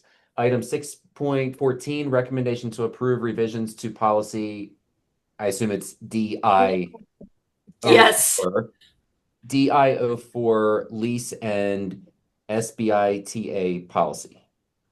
Okay. Can you go down and find my little change? Mary, I don't think I can. Do you know where it is? Because there's like It's three right words there. you changed. Yeah, hold on. Bolded and italicized. Oh, it is. So Yay. the original says basically a term that will not be more than 1 year. This is 1 year or less. So I just changed it so that it's 1 year or less rather than more than 1 year. Because of the discussion, again, the way the new auditors interpret how to evaluate software leases for compliance with the GASB statement. All right, this is Erin. I make a motion to approve revisions to policy DI04. This is Rainey, I second. Roll call vote. This is Brian. I approve. This is Erin. I approve. This is Rainey, I approve. This is Andy. I approve. This is Monique, and I approve. Motion passes. Item 6.15, recommendation to increase purchase order and give director permission to sign an increased contract with ABCWA to, would that be $20,000? It turns out, yes. However, so I'm going to ask permission. Today is my birthday and my husband's been waiting to take me to dinner. So if it's okay with you all, I'm going to sneak out of the meeting. I owe you all some drinks tomorrow night for putting up with all those bars. Happy birthday. Happy birthday, Mary. So is that should be $20,000? Yes. However, it turns out when I put this on the agenda, I wasn't sure how much the final bill was going to be. It came in on Wednesday, and we're just barely over 15,000 right now. The PO is written for 15,000, which is Lori's signing threshold. So this is what the bill is actually going to be. So although Lori explained to me that you guys either have to table a vote for or vote against. So I don't know what the best procedure is. This is immaterial, the amount that it is over 15,000, but it is over 15,000, and I knew it would be. I just wasn't sure how much. So I don't think we have to table it, Lori. Like, we have it up to 20,000, right? So Her the signing So as authority long for as it's up 15. to 20,000, whether it's yeah. less, right? Is it less? Yes. Then you just Yeah. use Oh, what yeah. it is you need to Yeah. use. Okay.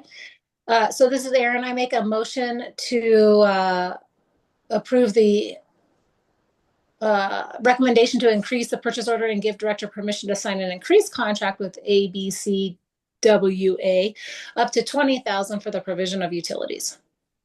And this is Rainey, and I second. Roll call vote. This is Brian. I approve. This is Aaron, I approve. This is Rainey, I approve. Sorry, this is Andy. I approve. Monique and I approve. The motion passes. Item 6.16, recommendation to approve purchase orders and give director permission to sign contracts for 2025, 2026 expenses.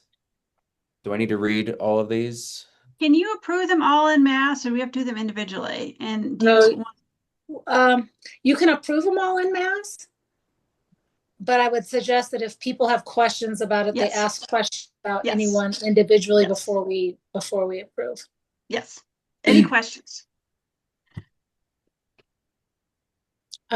Actually, Mary, Elizabeth, can you just go through and just give us a running list of what all these are applying to Yes. for this year? So precision cleaning, Lori negotiated for them to do 12 months of janitor. Yeah, we can just say cleaning up to this amount. Okay. Up to 59,900. Keto is for academic language therapy, which is the dyslexia therapy, for 30,000. Clifton Larson is our auditor, up to 25,300. NIMSIA, that's for our liability insurance, it's 71,100. P&M up to 22,000 for electrical. It says ACES. The PO is actually for genuine food through ACES, but we make the PO out to genuine food up to 160,000 for food vendor services. ACES for up to 40,000 for business management services. Thompson for up to 20,000 for HVAC maintenance. David Rubin for up to 105,996 for annual lease purchase payments. TLC for up to 30,000 for plumbing or sewage maintenance. ACES for up to 37,000 for maintenance and repair services. Trisco Arts for up to 30,000 for maintenance and repair services. Curb Appeal for up to 15,000 for landscaping services. Abqua for up to 16,500 for water, sewer, and garbage. Curriculum Associates for up to 16,000 for curricula. And Rachel Matthew Development RM 5014 LLC for up to 59,000 for the pre-development professional services that we heard about earlier, and Harris APTA for up to 20,200 for our accounting software. And that's all the POs we know of right now that are going to be over 15,000. So can I ask a question? Are all of these, except for Rachel Matthews and Harris, previous vendors and services that we paid for? Except for, so Clifton Larson is a new, we're switching back to them. Right, but we always as have auditors. Yes. Right. We always have. And Trisco Arts is a new vendor for maintenance and repair. Okay. And we've been using a company through ACES for the last part of the year for doing our maintenance and repair. And so do we have two of them on there because you're sharing the responsibility, or because one's lapsing and the other one is picking up? I think it's availability. Yeah. The one we are using through ACES is only available 1 day a week. That's not enough for the summer. Okay. And Harris is not a new vendor. It just happens to be last. Okay. The signing authority for the purchasing authority for the director, it's 15,000, right? Yes. Correct. Curb appeal didn't need to be included. Okay, that was my question. Yep.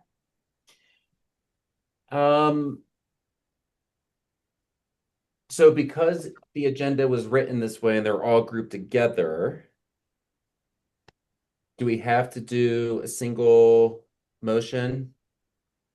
Yes, but you could amend it if you wanted to leave anyone off. Right.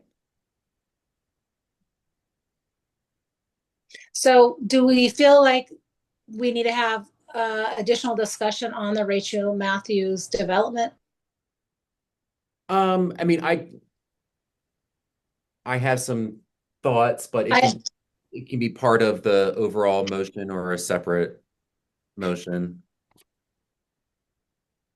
I just want to make sure that we're doing it correctly. And so those are the things on the table, and I think a discussion is appropriate. And I got kicked off by the wireless service, so I didn't hear the end of it. And so in my reflection up to this moment,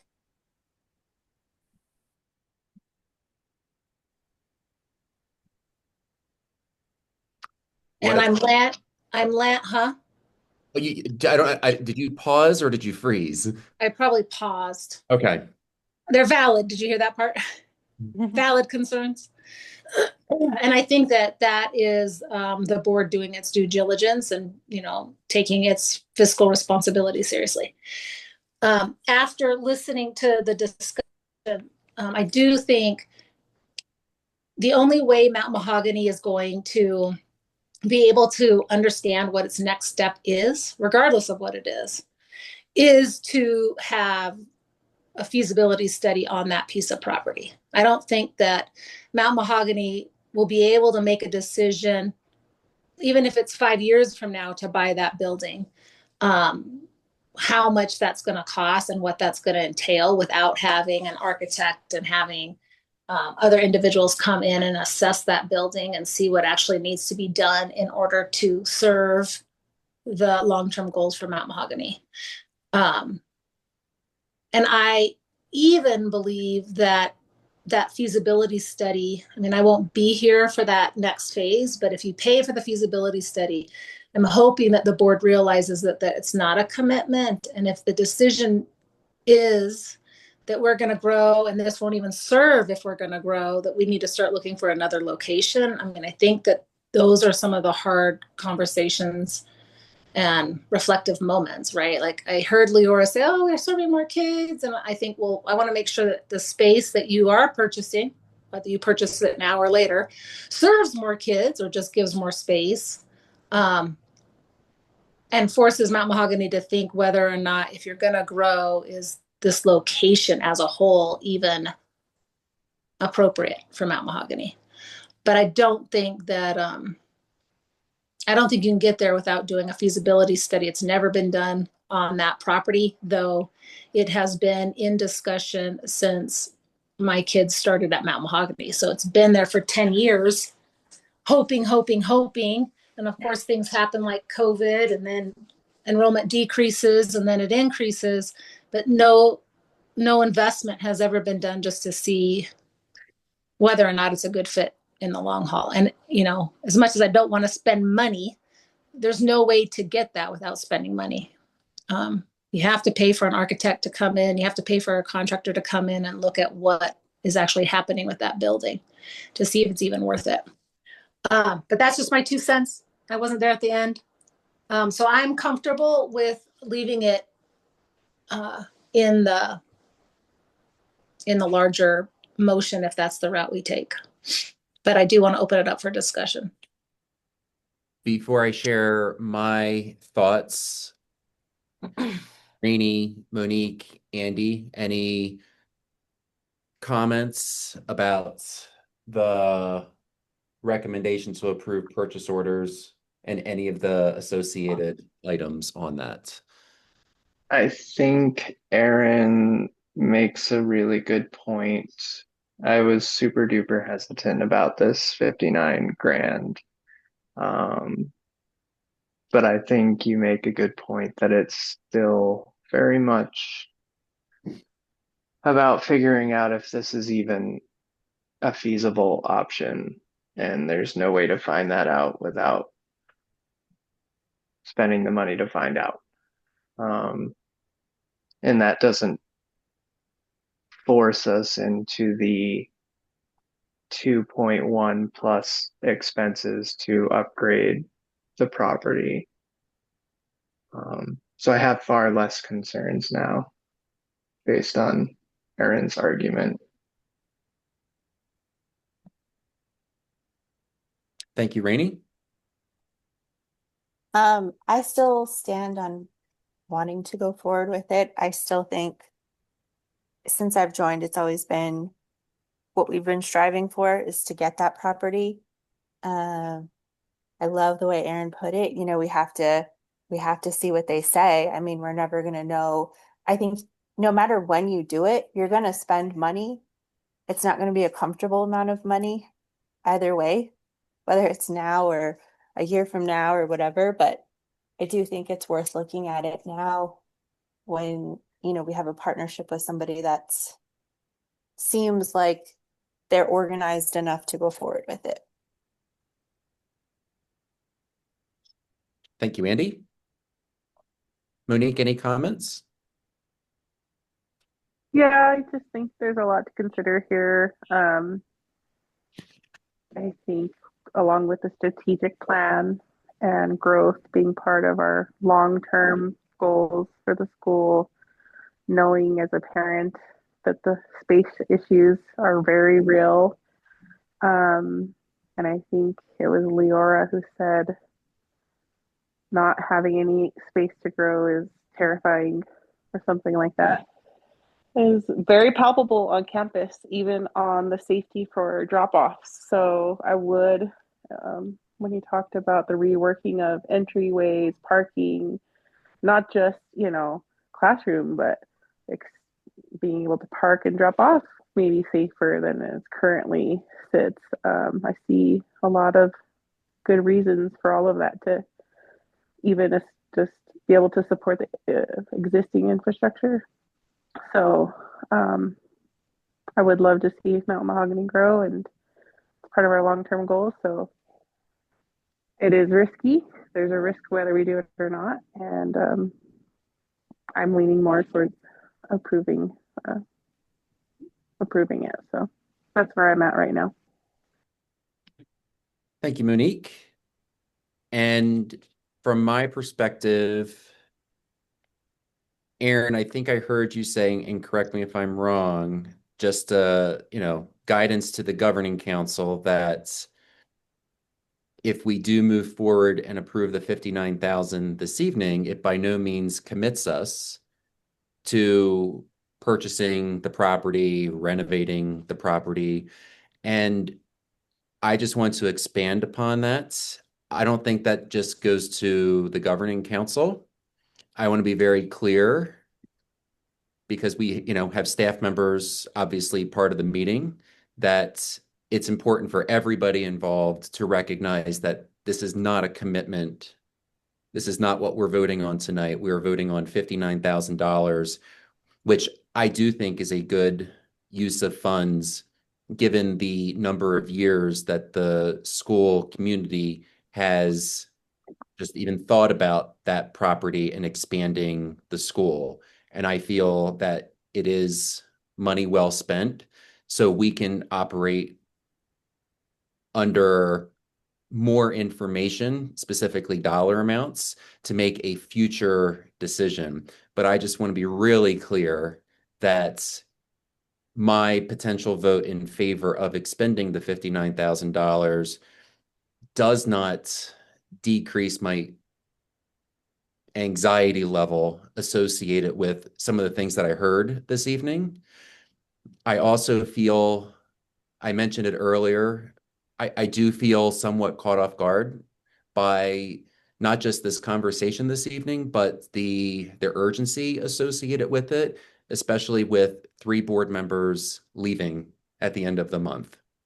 So I just want to make sure that that is very clearly stated as well.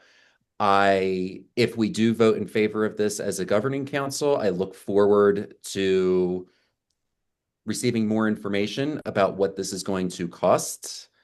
I would also be interested in, once we have that, I would also be interested in knowing what we would potentially be foregoing with money that would go toward this purchase and expansion. In other words, the opportunity costs. So if we go in this direction, what are we potentially taking off of the table? Mm-hmm. And those are my comments on that particular item. And I want to just reiterate, there's apprehension on leaving the board, knowing that this is like a huge decision to leave you with, Brian, and whoever joins you. So I feel the anxiety and the kind of off guard off-putting of it too. So I just want to make sure I acknowledge that that is the space that you're in. And I agree, like even talking about parking, like I think that they're going to have to come back with a plan that for you to vote on, it actually creates opportunity for the school. It doesn't just make the current reality better, right? Like I don't think just having an extra building and not being able to change parking or not being able to really expand enrollment, it doesn't make sense.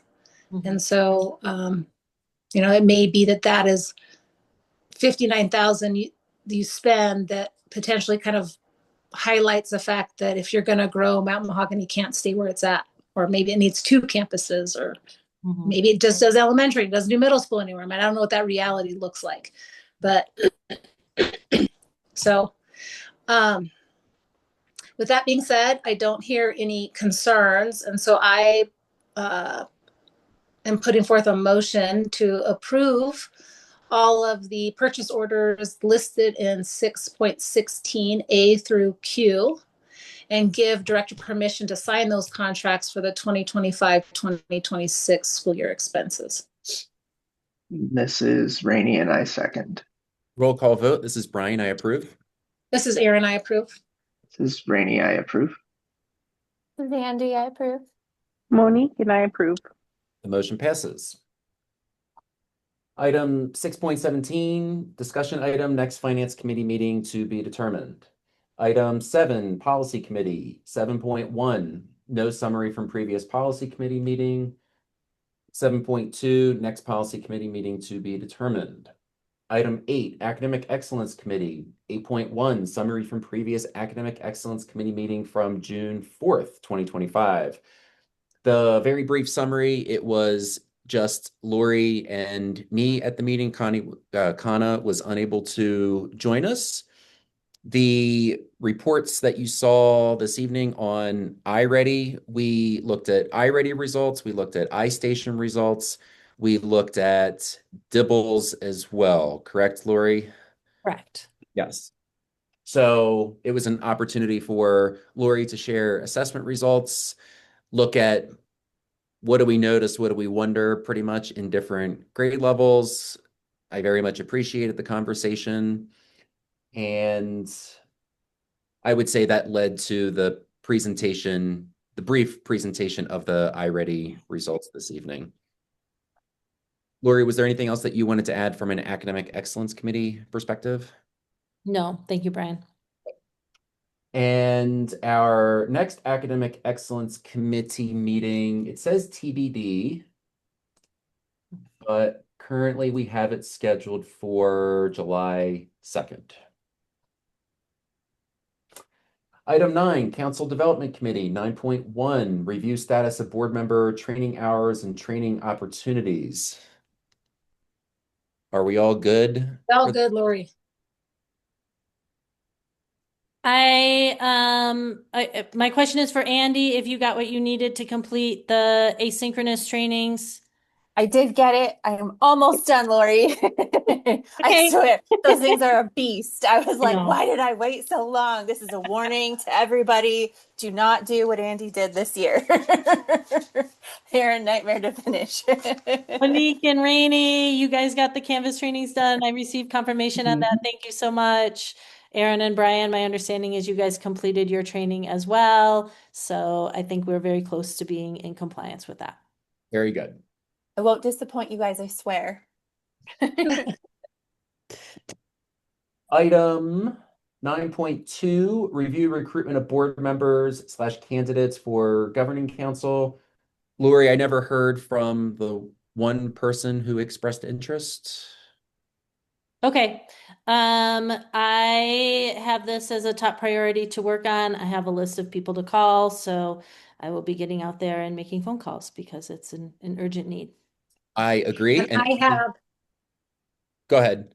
oh, I was gonna say, I have another outside person, former teacher, not from here, but from Utah, who I'm gonna reach out to see if she'd be willing to sit on the board.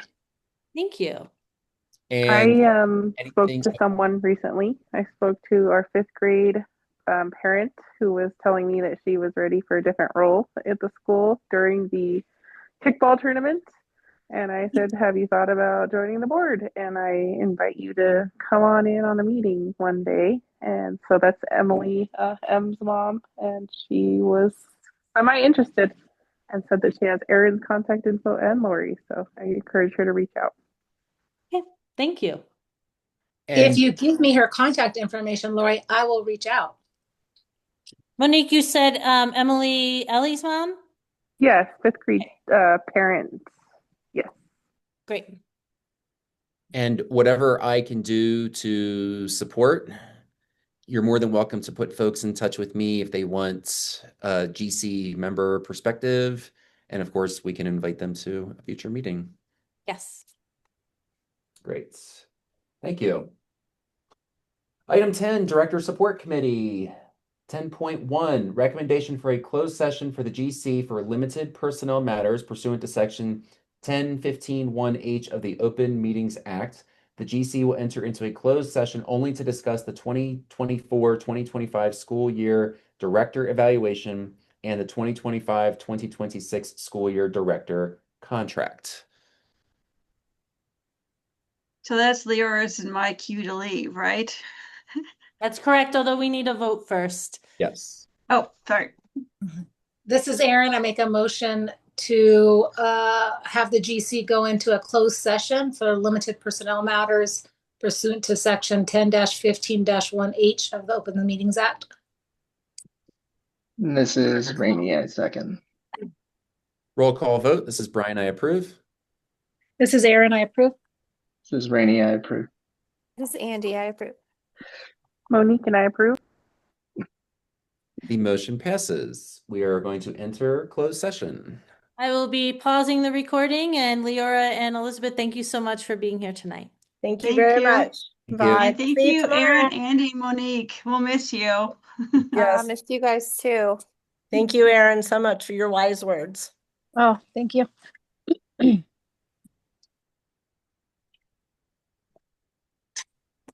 Here we go.